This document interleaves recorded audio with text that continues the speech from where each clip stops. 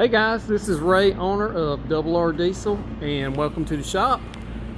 Today I wanted to introduce our shop truck that we're going to try to bring you some content moving forward on. As you know, Double R Diesel is kind of rebranded. We're moving in a different direction, and we're going to be doing emissions compliance stuff moving forward. And I thought it would be best to try to jumpstart things by giving you guys some content with a untouched truck that I can show you what we can do emissions compliant wise, performance wise, modification wise, things that you can do to kind of customize your truck and make it your own that we can help you out with. So we just picked up this 2020 2500 Laramie.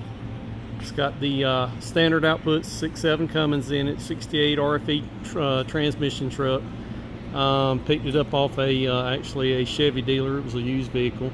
Got a pretty good deal on it. Truck's in pretty good shape. It's got almost 90,000 miles on it, and just looking over the truck, it has and looking at the service history on it, it's never had any service problems. The emission system obviously is still intact. DOC, DPF, SCR, it's all still in place. And looking at the fasteners on this thing, it's never been off. So, and the service records indicate this thing's never had any emissions related issues. So I thought it would be a good candidate to show you what a truck with some miles on it, how they will respond to tuning, and you know, what kind of reliability we can get out of it. So that's the whole goal of this truck, to kind of demonstrate what we can do.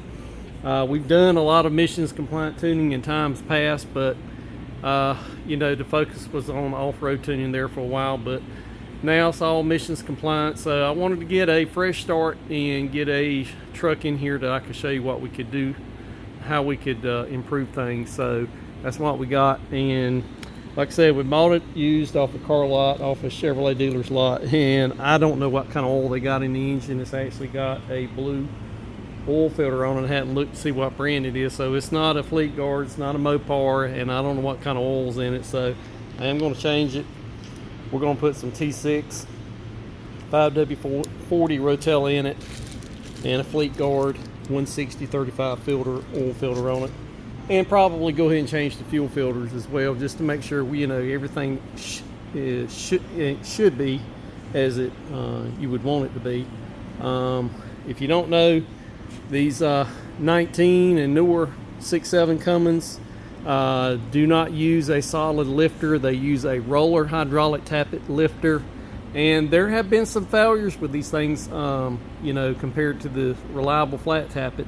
But you don't have to adjust valve lash on these things, and they're quieter, and that's why Cummins did it. But one of the keys to longevity with the newer engines and maintaining the health of your lifters is to use the right kind of oil.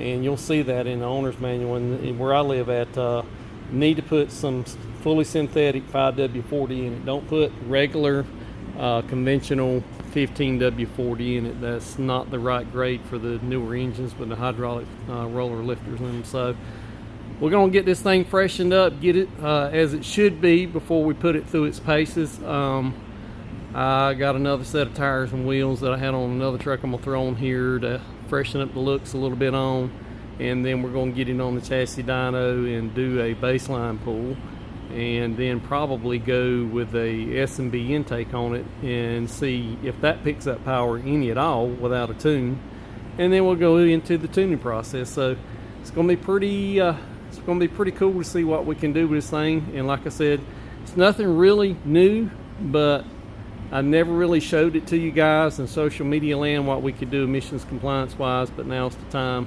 and that's what we're going to do. So stay tuned for content on this truck and what we can do. As always, guys, thank you for following along. God bless you, and we will see you again soon.